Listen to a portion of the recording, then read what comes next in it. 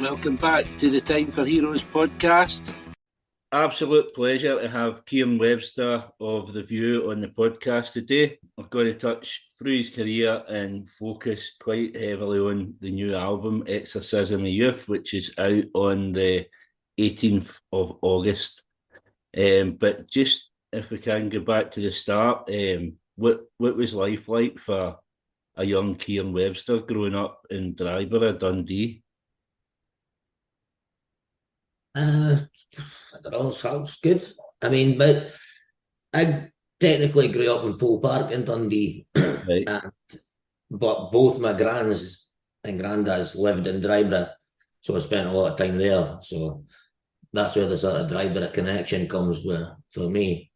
Mm-hmm. And just sort of pretty normal stuff, really. Used to kick about playing football, that kind of stuff. Mm-hmm. Getting the ball out, usual. And when did music come into it? Was it pretty early on, or was it like kind of high school when you met everybody? I always liked music from when I was younger. Like, definitely always loved it. I used to like carry tapes around with you and stuff and that when I was wee. Mm-hmm. It's like mad pop songs and that was right into on the radio. I used to tape stuff off the radio and that when I was like really young. But yeah, when we sort of started getting serious about making music, it was when we were at school, like secondary school, St. John's, for me anyway. Yeah, and obviously when yous came out, there was quite a scene in Dundee, quite a scene around yous. We obviously you had Louvaina, The Law, lots of other bands coming no long after that. Were yous all kind of all these bands? Were yous all mates? Yeah. Yeah, well, we're all mates, so it was pretty close, like the bands scene, especially the bands that you mentioned, Love Anna and The Law. We've done a lot of touring with them. I'd known Beastie, the singer for Love Anna, for years. I went to college with him when I left school, so I've known him since I was about 16. And also knew the guys from The Law just from going to gigs and that around Dundee. So we knew each other a bit anyway. But then when we went on touring together and stuff, we spent a lot of time together. Because I mean, when you came out, obviously I'm a sucker for once I get a band, I want to hear all the bands around them. So I was right into them all. I can mind seeing you in Edinburgh. You played the Liquid Rooms and you had the Brogues supporting you. I thought they were a brilliant band, obviously with Kyle's brother. I think it was Mark O'Neill was the singer. Yeah, that's right. Yeah. And then after that, you had the Twist and things like that. They all came out. So it's. I mean, the music scene was thriving. Obviously, going forward a bit, like since you have been away, the Snuts have come out. Mm-hmm. Which obviously, I think you had them on support one of your last kind of tours. Yeah, they played with us a few times sort of before the hiatus. Yeah, and obviously they've come out, and you look at that kind of scene that they've came from in Whitburn. You get Mark Sharp and Lewis Capaldi, Dictator. Mm-hmm. It's kind of, I find it kind of similar in that aspect. What do you think of the Snuts, and would you class them as your biggest rivals now in Scotland? I don't know about rivals, but I really like this. I really like this Nuts, especially like Burn Empire record. That's really good. I've known Jack for years as well, and they're a good band. Yeah. We just played SWG3, didn't I? We like the caught that. That was away camping, so I missed it. Yeah, I was there on the Friday night, and Was it good? yeah, it was really good. That'd be ideal for you, I think, man. That'd be the perfect setting for you. That's one of the things I feel he's haven't had a proper big gig in Glasgow, like a standalone gig. He's have always been these run of maybe 4 or 5 nights at King Tut's, 4 nights at Academy, things like that. But a proper big gig is kind of something that I think he's deserving of. Cool. I'd love to play there, like in the Galvanizers Yard, is it? Yeah. Yeah, it's really good. It's a weird setup. It's kind of a funny shape and all that. And it's the first time I've been there at an outdoor gig, but I really enjoyed that. Yeah, it's a good place for a gig, yeah.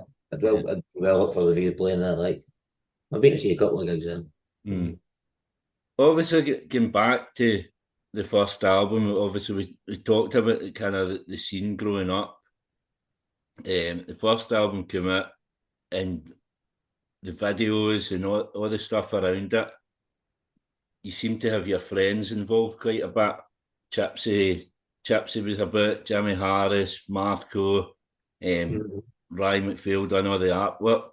And that kind of carried on quite a bit into the second album as well. So how was that, having all your pals kind of around as well, help me out at that point? That was good.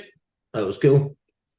So it was just kind of continuation for what we were doing anyway. Do you know what I mean? Like we were sort of everything we were doing, we were sort of hanging about with all the guys that you mentioned, kind of thing. So yeah, I mean, we're all still pals.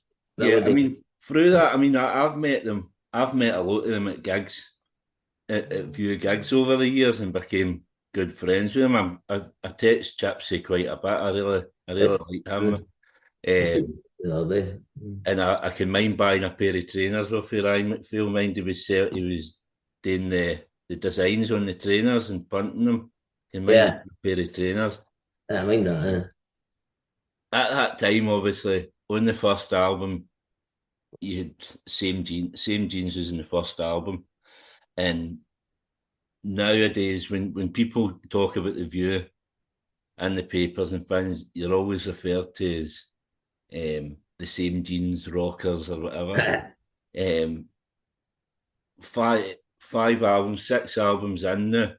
Do you feel it's impossible to kind of shake the tag of that? Because you get plenty of other good songs, you know what I mean? Yeah, I think we've got better songs like Same Jeans, but that's that's a good problem to have if you're a band, I suppose. It was a big hit. So, but I thought if they were going to stop doing that in the papers, and that probably would have stopped doing it. But now they've kept going with that since we've came back for the hiatus. So that is not going anyplace soon. I mean, on the same album, you get Wasted Little DJs, which is fucking that's the fucking greatest song ever written. I reckon that's a good one. There's the connection with Pete Doherty. Everybody knows how you got your gig. You went on the tour bus with Pete. Pete heard your music, got you on the Libertine stuff. Obviously, Las Vegas came out around about the same time, and there was Carol Barat seemed to champion Las Vegas, kind of took them under his wing. And you had to hang with Pete Doherty. And I've always thought about it. Do you think there was that Libertines rivalry playing out with yourselves in Las Vegas? Do you think it was a bit of competition between Pete and Carol to pick a decent Scottish band? I don't know. I never thought about that before, to be honest. Possibly. I think about that quite a bit. It just seems so odd that both of them were championing different bands. No to say that they did the other one didn't like yourselves or whatever, but working with Owen Morris, how was that? Working with Owen Morris, how what mad tales have you got for working with a guy like him? Oh, there's loads of mad tales for Owen. Most of them have already been talked about before, but I enjoyed working with Owen. There was never a dull moment working with Owen, and he is a bit of a genius, like when he comes to getting sounds and all that. But he's just insane. It was tiring. He's like a guy who never slept, and he'd hardly ever sleep, and just kept wanting to do stuff and do stuff and do stuff and do stuff. Yeah, it was good though. I'd like to work with him again. Needed a bit of time no working with him, but he's in a court. What is he doing now? I can't mind the last time he produced anything. Nah, I don't know. I know that he lives in Costa Rica now. Oh, does he? Oh, fuck, that's wild, man. He must be getting into some bother over there. Right about this time as well, that kind of on the second album, there's a lot more kind of piano, kind of keys and all that. Is that kind of when Rennie came into the band as such, as like with the live stuff to replicate it live? Yeah. And Rennie played on the second record as well, if I Mm-hmm. remember correctly. Like Rennie was there on the second record. He was actually there on the first record as well. Like Right. he wasn't there the whole time, but he's actually played on every single record. He played the bit on the Dawn, the little sort of xylophone, toy xylophone vibe. Ding, Right. ding, ding, ding. He played that, and he done backing vocals on the Dawn as well. But yeah, that was after the second record when they were sort of needed a keys player to do the stuff that was on the record. So Mm-hmm. So how does that work then? How come Rennie's never been made like an official member of the View? Because he has been there that kind of journey. Is it just the record company or the management? What's the I, reason I, behind I that? think so. Yes, he's always been a session musician. Working obviously with Youth on Bread and Circuses, who also produces the new album. Mm-hmm. How different was that then after working with Owen Morris to work with somebody else, and what was the main differences in the way they worked? Well, at that time on Bread and Circuses, that was quite a regimented, not regimented, but compared to an Owen Morris session, it was quite sort of structured and stuff like where we were like sort of made it. We sort of had to be sort of everyone tried to make it to the studio for about 11 in the morning, and then we'd sort of break for tea at around about the same time, come back and do some more work, finish at 11 kind of stuff, and then we were living in a flat around the corner as opposed to in the studio. So even just that, as opposed to just the chaos of working with Owen, we were just like in a farm in the middle of nowhere, and we just ended up like working all night and sleeping during the day and just doing bit like it just ended up chaos like Mm-hmm. that kind of front. So yeah, it was a big difference that way. And at the time, Youth was sort of working with quite a big team. There was like sort of 4 or 5 sort of in the production team, which was different as well compared to the way we've been working. Because we've been working with Owen, he was just like working with him and an assistant engineer kind of thing. Yeah, there was a lot less drugs and alcohol consumed on Bread and Circuses than there was on in the first two. And the following album then, Cheeky for a Reason, was that was recorded down in Liverpool? Yeah. Were you all staying down there at that point? Well, we're actually, I think, or we had been.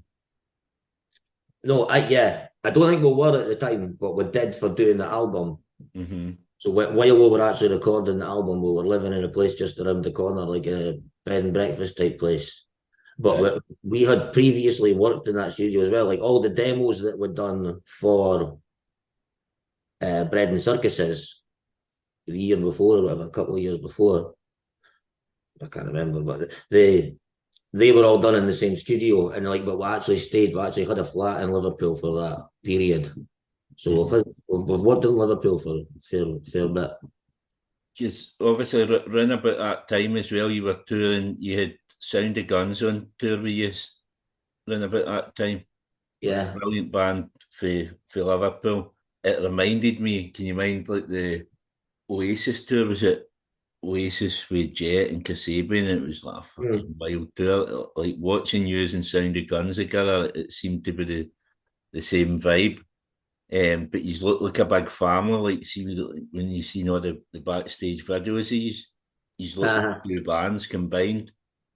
What was it like, kind of run about that time, that scene in Liverpool, and kind of was it as happy as it looked on the videos? Yeah, it was a good tour. I mean, we weren't really sort of involved in the scene, I wouldn't say, I suppose, in Liverpool, but that was a good tour, yeah. Loads of good laughs, and everyone got on. Mm-hmm. We found out with nearly all the bands that we've toured with, we've always end up sort of getting on with them. And we'll end up being pals. I think it definitely helps. You see it now as well with Trampoline. I've seen some videos of Trampoline with the Libertines, and it just looks like one band. It just looks like you could all just go it. Maybe 4 of them just go on stage and play a gig as if we were all one band. Yeah. Rope Walk, obviously recorded with Albert Hammond Jr. Again, what was the differences in recording and production with that? And is it hard working with somebody like Albert Hammond Jr. that you probably consider to be a bit of a hero, I would imagine, for being in the Strokes? Yeah. Yeah, it was pretty weird because like, oh, I work for the Strokes and we're obviously huge fans of the band. But he was quite just like a normal guy, really, isn't he? So we got over that pretty quickly, and it was pretty good, pretty fun recording that album. I was out in Hamburg. Mm-hmm. Over back, that was a studio that was stayed in as well. Stayed in a flat. Can't remember if it was underneath or above it, but in the same building as the studio.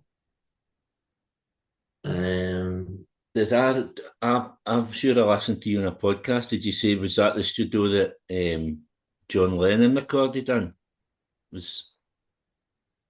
No, but it's got the same the desk, like Right? the actual mixing desk was used for recording one of Lennon's albums. Yeah, that's right. That's right. I think it was in New York. I think it was Double Fantasy maybe, and it was in New York, Yeah, but they moved it there to Germany. that's brilliant, man. Even that in itself is like some feat, like Yeah. massive. But So, yeah, I'm sure that's what it was. so obviously, the new album out on August 18th. Mm-hmm. Working with youth again. How was it working with youth this time? Was it did it just feel like fitting back into the last time? It was a bit different. Like I mentioned that he had a big team the last time. This time he was working was with Michael, the engineer, and we also were working in his house in Spain, which is a studio. It's got a big studio, a nice studio in it. So it was a bit different. Like it wasn't as regimental as the London recording sessions were. But I had a good vibe. Does it feel different as well? Obviously, we're a few years down the line. Everybody's kind of grown up a bit. You just get a degree as well, is that right? Yeah. So does it feel different? Do you feel like you have grown up and able to make a different, more mature record? I suppose we've grown up a wee bit. Yeah. But I don't know. We're still hanging a laugh in that, like in the studio and that. So I tell, but yeah, I suppose we've grown up a wee bit. I just think it's like the subject matter on some of the songs it's a bit darker, obviously.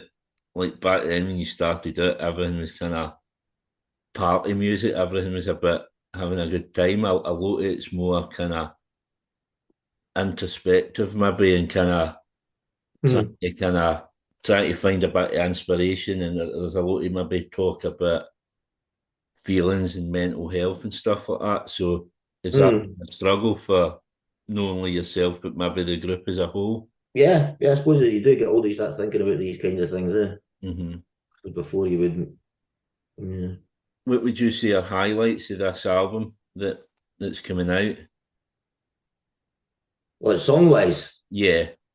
I like the title track. It's probably my favourite at the moment, anyway. Like Exorcism of Youth. Mm-hmm. I really like that one. I was quite surprised, that one got my vote for like to be the first single or any of the singles. I was quite surprised that never got released, but yeah, that's definitely one of my favourites. I like Neon Lights, like that one. Yeah. But yeah, hopefully it's something for Neon everybody's. Light Neon Lights is one of the ones you sing. Which did it No, come out? no, I don't sing it. I don't. Do you know? Oh no, it's shoveling your hands. You sing. No, I Um, don't guess like any of them. do you know? I wrote both of those, but I don't think no, I don't sing on this record. Oh, I thought you sounded. I thought we could hear you singing on some of them. I don't think Yeah. so. I'll. My friend said that as well. My mate Tom said that as well, but no. I no. It sounds like you're singing. I can't mind now whether it was neon lights or shoveling his It hands. was Neon Lights, my mate Tom thought I was singing, but no, it's Kyle. Right, because obviously neon lights is when that came out, it was a funny one. I wasn't sure if I liked it, but obviously I've been listening to the album the last 2 months, and it's just Neon Lights is a grower, man. It just keeps growing. My highlight probably would be Allergic to Mornings, which that's a total epic kind I of. like that one. It's got the bit at the end with the hand claps and all that. You could imagine.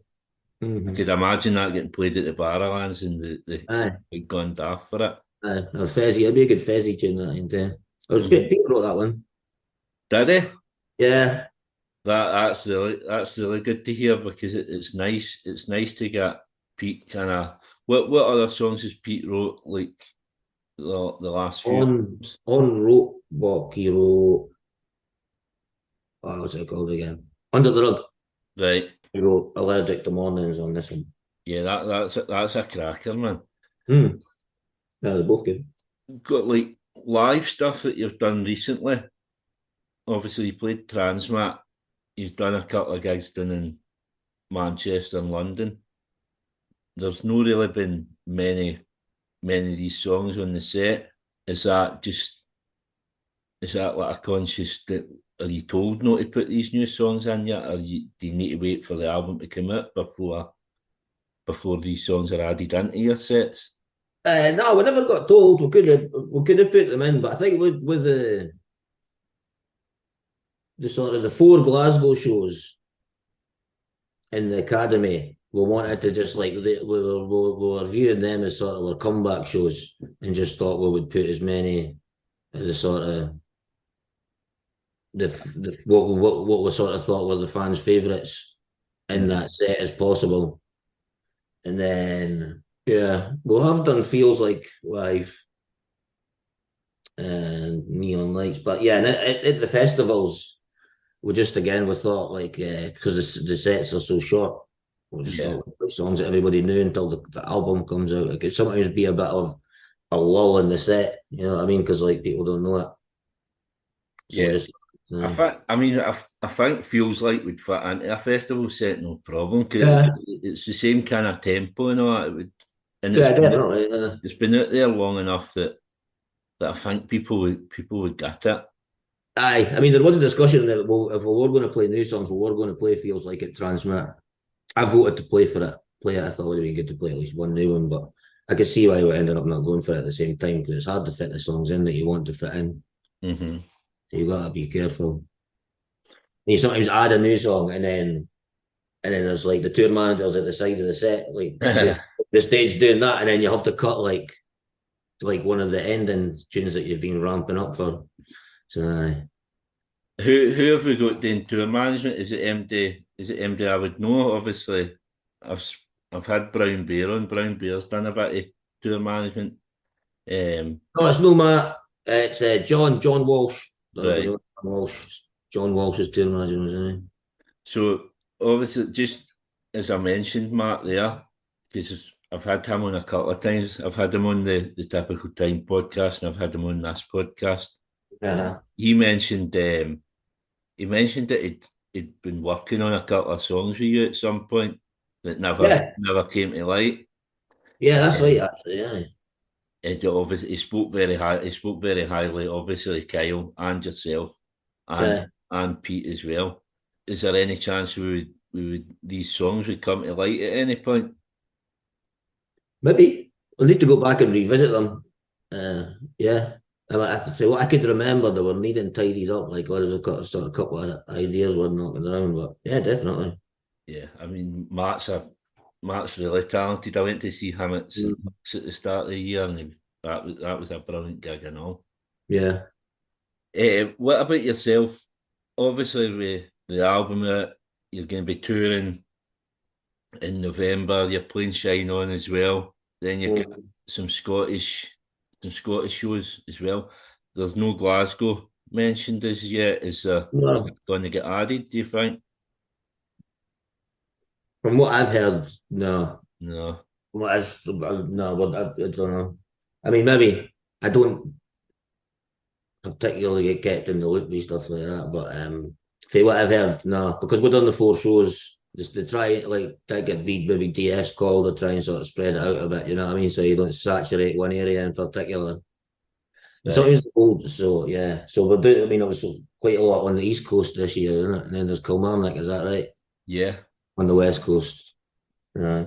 I've been telling my pals that I've been looking at it and it's like, it's all right, don't worry. Because the 23rd and 24th of December are free for the weekend. Then I thought they'll announce something later on. Hopefully Maybe. today. Hopefully. I've been to the Barrowlands in the Christmas Eve before, and it's really good, man. Mm. They're brilliant kind of end of the year for these. Mm. Yeah, that'll be good. And then what's the plans for next year? Are you going to try and do festivals and stuff like that next year? Yeah. Yeah. As far as I know, that's a plan, yeah. Because the album will be out then, won't it? So Yeah. yeah. So Festivals, get some stuff abroad in that as well. To wait and see what comes in. But yeah.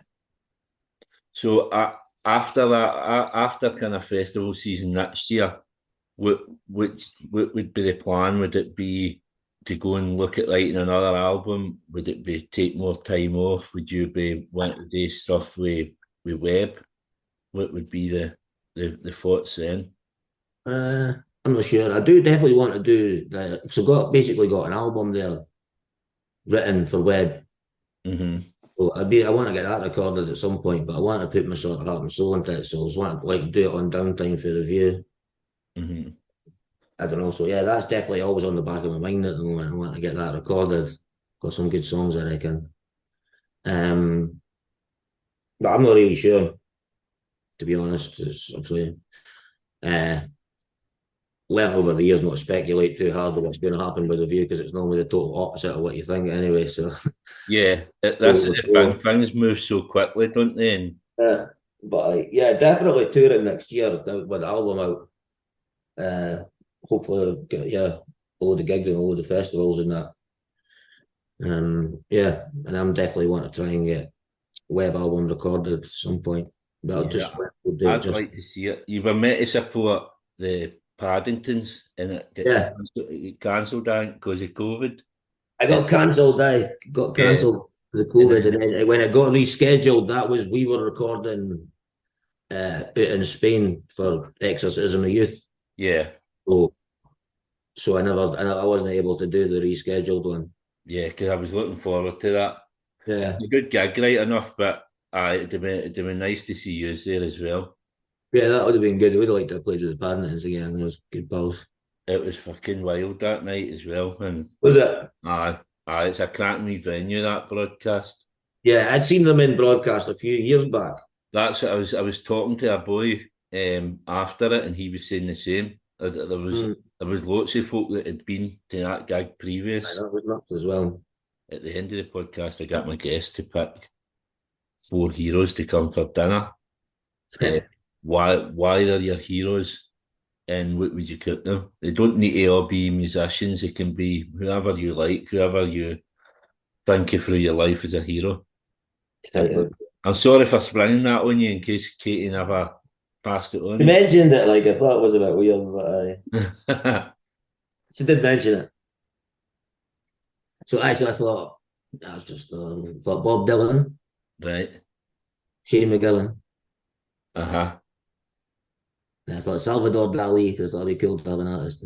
Brilliant. He allowed him, Uh-huh. and I thought Nicola Sturgeon Brilliant. See, as well. they, I don't think MD's be good conversation together. yeah. I don't think MD's picked him. I don't think MD's ever that obviously this is going to be episode 50. And I think it might be like the first time that Bob Dylan's been picked.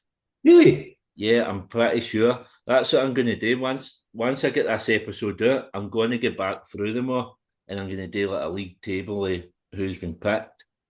But I don't think any of them have been picked. Maybe Bob Dylan's been picked once, but it must have been ages ago. It might have been Jamie Pollock actually. Jamie Pollock for Vida on early. If MD's picked him, it'll be him. But I could imagine him maybe picking them. I've done a couple of tracks with Vida. Yeah. Well, that's the thing.